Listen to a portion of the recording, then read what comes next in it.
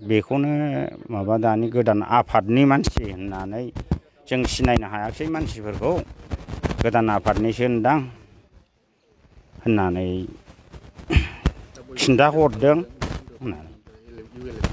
नङा नङा मालाबाबो नङा रायजो राजानावबो गथ' गथायनावबो सोंनो हाजोबगोन गामिनि मानसिफोरनाव।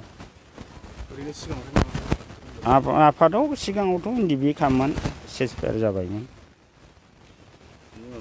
औ बेयो न'आवनो दंखायोमोन ओइदिनखालिबो माने 3टा 4टासिमखौ आं नुखादों दाख्लैबो। ओमफ्राय बिसोर बे दंफांनि खामानियाथ' मोनायावसो बारहोयो नालाय दा बे समाव थांनानै बिदिनो घटना जाहैबाय आरो। दा पुलिसाबो एथ' मोजां होनदोंमोन जों थांबा है माबा एडिसनेल SP फैगोन क'क्राझारनि जोंथ' मा होननो थानायाव थायोबाबो बे सासेयाथ' नोंसिनाथ' गगोन गबाबो बिदिनो सप्तासेसो 7 दिनसो थानांगोनदां बे सासेयाथ' केस दं होननानै बुंनानै खिन्थाखादों आरो। दा जोंथ' बिदि केस दं ना मा दं जों मिथिया।